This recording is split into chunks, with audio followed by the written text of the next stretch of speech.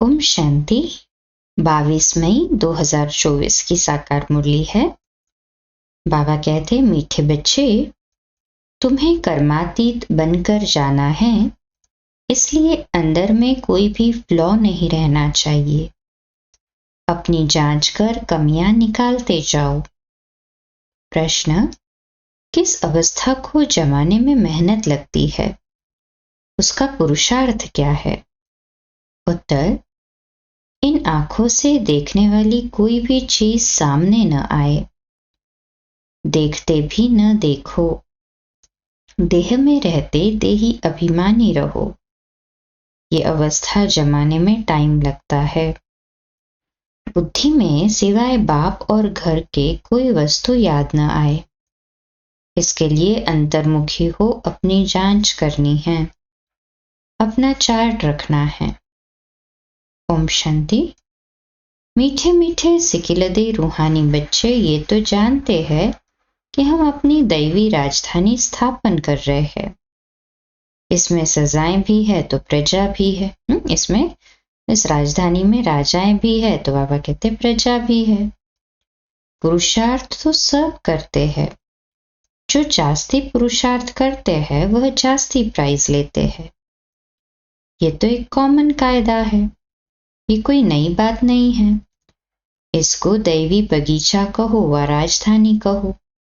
अभी यह है कलयुगी बगीचा अथवा कांटों का जंगल। उसमें भी कोई बहुत फल देने वाले झाड़ होते हैं, कोई कम फल देने वाले होते हैं, कोई कम रस वाले आम होते, कोई कैसे होते हैं। फूलों के फलों के ऐसे भिन्न भिन्न प्रकार के झाड़ होते हैं। वैसे ही तुम बच्चों में भी नंबरवार पुरुषार्थ अनुसार है। कोई बहुत अच्छा फल देते हैं, कोई हल्का फल देते हैं। भिन्न भिन्न झाड़ होते हैं। ये फल देने वाला बगीचा है। इस दैवी झाड़ की स्थापना हो रही है अथवा फूलों के बगीचे की स्थापना हो रही है। कल्प पहले मिसल आहिस्ते आहिस्ते मीठे खुशबूदार भी बन रहे हैं। नंबरवार पुरुषार्थ अनुसार सब वैरायटी है ना। बाप के पास भी आते हैं, बाप का मुखड़ा देखने। ये तो जरूर समझते हो बाबा हमको स्वर्ग का मालिक बनाते हैं। ये बच्चों को निश्चय है जरूर। बेहद का बाबा हमको बेहद का मालिक बना रहे हैं। मालिक बनने में खुशी भी बहुत होती है। हद के मालिक बने में दुख है। ये खेल ही सुख और दुख का बना हुआ है, और ये भी भारतवासियों के लिए ही है। बच्चों को बाबा कहे पहले अपना घर तो संभालो। घर पर धनी की नजर रहती है ना। तो बाप भी एक एक बच्चे को बैठ देखते हैं। इनमें कौन कौन से गुण हैं और कौन से अवगुण हैं, बच्चे खुद भी जानते हैं। बाबा अगर कहे कि बच्चे तुम सब अपनी अपनी खामियां आपे ही लिख कर आओ तो झट लिख सकते हैं। हम अपने में क्या क्या खामी समझते हैं। कोई ना कोई खामी है जरूर। संपूर्ण तो कोई बने नहीं है। हाँ, बनना जरूर है। कल्प कल्प बने हैं, इसमें कोई संशय नहीं। परंतु इस समय खामी है, वह बतलाने से बाबा उस पर ही समझाएंगे। इस समय तो बहुत खामियां हैं। मुख्य सब खामियां होती ही है देह अभिमान के कारण। वह फिर बहुत हैरान करती है, अवस्था को आगे बढ़ने नहीं देती। इसलिए पूरी रीति पुरुषार्थ करना है। ये शरीर भी अभी छोड़कर जाना है। दैवी गुण भी यहाँ ही धारण करके जाना है। कर्मातीत अवस्था में जाने का अर्थ भी तो बाबा समझा रहे हैं। कर्मातीत होकर जाना है तो कोई भी फ्लॉ न रहे, क्योंकि तुम हीरे बनते हो ना। हमारे में क्या क्या फ्लॉ है ये तो हर एक जानते हैं, क्योंकि तुम चैतन्य हो। जड़ हीरे में फ्लॉ होगा तो वो निकाल थोड़े ही सकेंगे। तो तुम हो चैतन्य। तुम इस फ्लॉ को निकाल सकते हो। तुम कौड़ी से हीरे जैसा बनते हो। तुम अपने को अच्छी रीति जानते हो। सर्जन पूछते हैं कौन सा फ्लॉ है जो तुमको अटकाता है, आगे बढ़ने नहीं देता है। फ्लॉलेस तो पिछाड़ी में बनना है, बेदाग तो पिछाड़ी में बनना है, बाबा कहते। वह सब अभी निकालना है। अगर फ्लॉ नहीं निकलता तो हीरे की वैल्यू कम हो जाती है। ये भी बड़ा पक्का जौहरी है ना। सारी आयु हीरे ही आंखों से देखे है। ऐसा जौहरी कोई होगा नहीं जिसको इतना हीरे को परखने का शौक हो। तुम भी हीरे बन रहे हो। जानते हो कोई न कोई फ्लॉ है जरूर, संपूर्ण बने नहीं है। चैतन्य होने कारण तुम पुरुषार्थ से फ्लॉ निकाल सकते हो। हीरे जैसा तो बनना है जरूर। सो तब बनेंगे जब पूरा पुरुषार्थ करेंगे। बाप कहते हैं तुम्हारी अवस्था ऐसी पक्की हो जो शरीर छूटने समय अंत में कोई भी याद न आए। ये तो क्लियर है। मित्र संबंधी आदि सबको भूलना है। संबंध रखना ही है एक बाप से। अभी तुम हीरे बन रहे हो। ये जवाहरात की दुकान है। तुम हर एक जौहरी हो। ये बातें दूसरा कोई भी जानता नहीं। तुम बच्चे जानते हो। हर एक के दिल में है हम विश्व के मालिक बन रहे हैं। पुरुषार्थानुसार जिन्हों को ऊंच पद मिला है उन्होंने जरूर पुरुषार्थ किया है तो तुम्हारे में से ही ना। तुम बच्चों को ही इतना पुरुषार्थ करना है, इसलिए बाबा एक एक बच्चे को देखते रहते हैं। जैसे फूलों को देखा जाता है ना, ये कैसा खुशबूदार फूल है, ये कैसा है, इनमें बाकी क्या फ्लॉ है। क्योंकि तुम चैतन्य हो। चैतन्य हीरे जान सकते हैं ना हमारे में क्या क्या खामी है। जो बाप से बुद्धि योग तुड़ाए कहाँ न कहाँ भटकाते हैं। बाप तो कहते हैं बच्चे माम एकम याद करो, दूसरा कोई याद न आए। गृहस्थ व्यवहार में रहते एक बाप को याद करना है। इन्हों की तो भट्ठी बननी थी जो तैयार हो निकली सर्विस के लिए। देखते हैं पुराने जो है वह अच्छी सर्विस कर रहे हैं। थोड़े नए भी ऐड होते जाते हैं। पुरानों की भट्ठी बननी थी। भल पुराने हैं तो भी खामियां हैं जरूर। हर एक अपने दिल से समझते हैं कि बाबा जो अवस्था बनाने लिए कहते हैं वह अभी बनी नहीं है। एम ऑब्जेक्ट तो बाप समझाते हैं। सबसे जास्ती खाद है देह अभिमान की। तभी देह की तरफ बुद्धि चली जाती है। देह में होते हुए देही अभिमानी बनना है। इन आंखों से देखने वाली चीज कोई भी सामने न आए, ऐसी अवस्था जमानी है। हमारी बुद्धि में सिवाय एक बाप के और शांति धाम के कोई भी वस्तु याद न आए। कुछ भी साथ नहीं ले जाना है। पहले पहले हम नए संबंध में आए, अभी है पुराना संबंध। पुराने संबंध की जरा भी याद न आए। गायन भी है ना अंतकाल, ये अभी की बात है। गीत तो कलयुगी मनुष्यों ने बनाए हैं, परंतु वह समझते थोड़े ही है। मूल बात बाबा समझाते हैं एक बाप के सिवाय और कोई याद न आए। एक बाप की याद से ही तुम्हारे पाप कट जाएंगे और पवित्र हीरे बनेंगे। कोई कोई पत्थर तो बहुत वैल्यूएबल होते हैं, माणिक भी वैल्यूएबल होते हैं। बाप अपने से भी बच्चों की वैल्यू ऊंच करते रहते हैं। अपनी जांच करनी होती है। बाप कहते हैं अंतर्मुख हो, अपने में देखो हमारे में क्या खामी है, कहाँ तक देह अभिमान है। बाबा पुरुषार्थ के लिए भिन्न भिन्न युक्तियां समझाते रहते हैं। जितना हो सके एक की याद रहे। फल कितने भी प्यारे हो, खूबसूरत बच्चे बहुत लवली हो, तो भी किसकी याद न आए। यहाँ की कोई भी चीज याद न आए। कोई कोई बच्चे में बहुत मोह रहता है। पाप कहते हैं उन सब से ममत्व मिटाए, एक की याद रखो। एक लवली बाप से ही योग रखना है, उनसे सब कुछ मिल जाता है। योग से ही तुम लवली बनते हो, लवली आत्मा बनती है। बाप लवली प्योर है ना। आत्मा को लवली प्योर बनाने के लिए बाप कहते हैं, बच्चे जितना मुझे याद करेंगे तुम अतः लवली बनेंगे।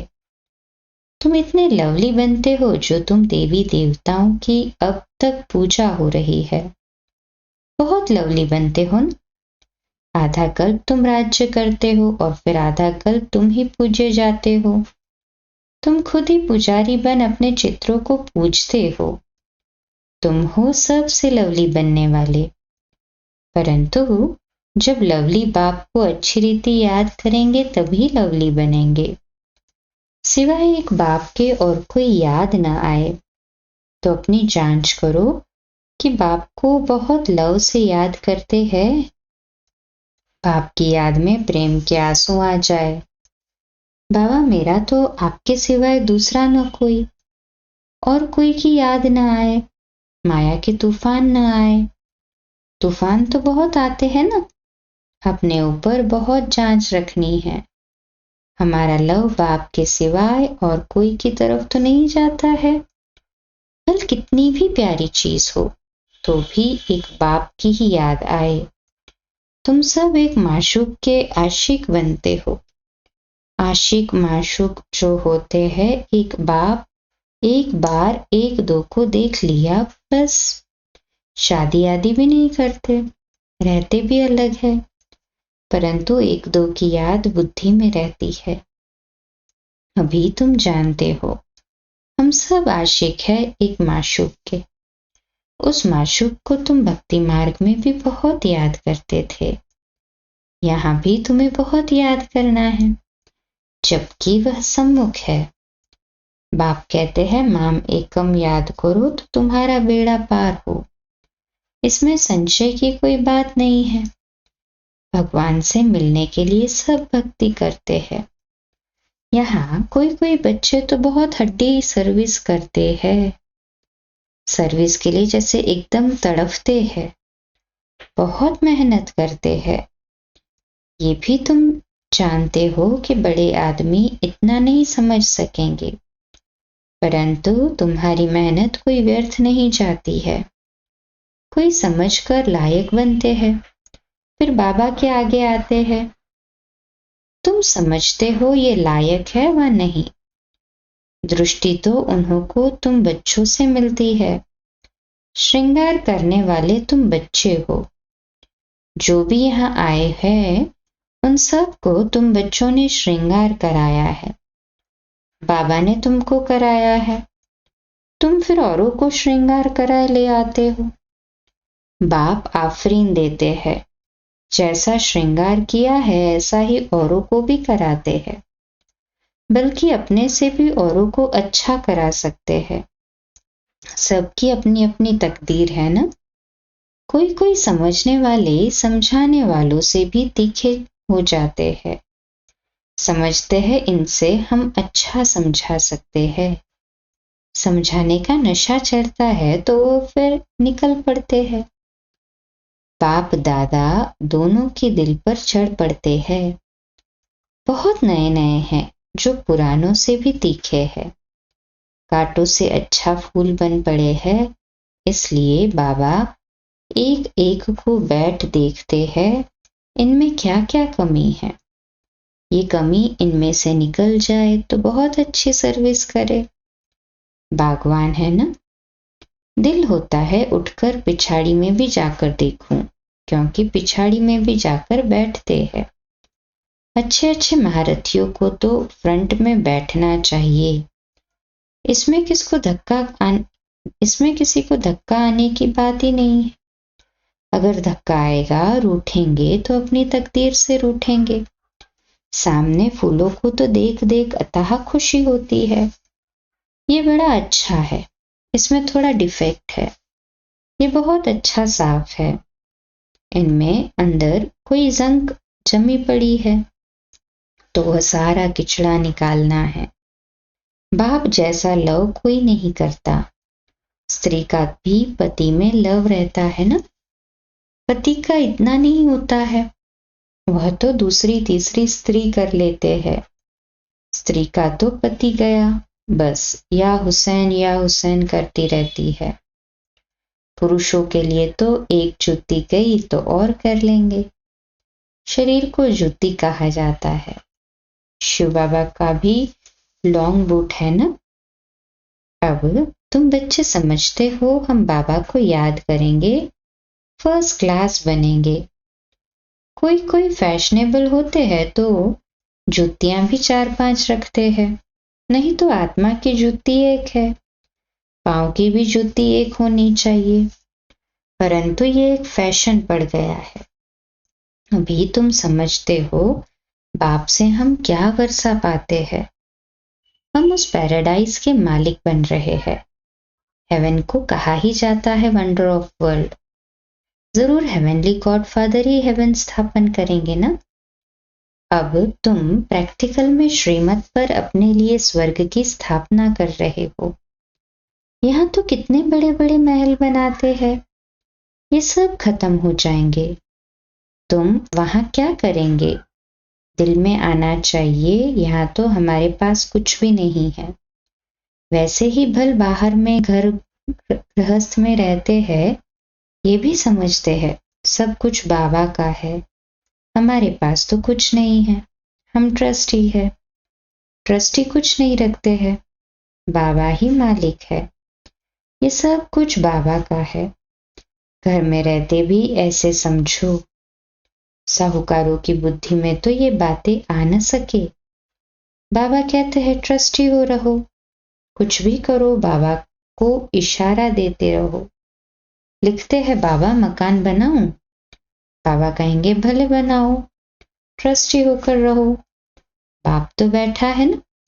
बाप जाएंगे तो सब इकट्ठे जाएंगे अपने घर, फिर तुम चले जाएंगे अपनी राजधानी में। हमको फिर कल्प कल्प आना ही है पावन बनाने। अपने समय पर आता हूं। अच्छा, मीठे मीठे सिकिलते बच्चों प्रति माता पिता बाप दादा का याद प्यार और गुड मॉर्निंग। रूहानी बाप की रूहानी बच्चों को नमस्ते। हम रूहानी बच्चों की रूहानी माता पिता बाप दादा को याद प्यार, गुड मॉर्निंग और नमस्ते। वाह बाबा वाह, शुक्रिया बाबा शुक्रिया।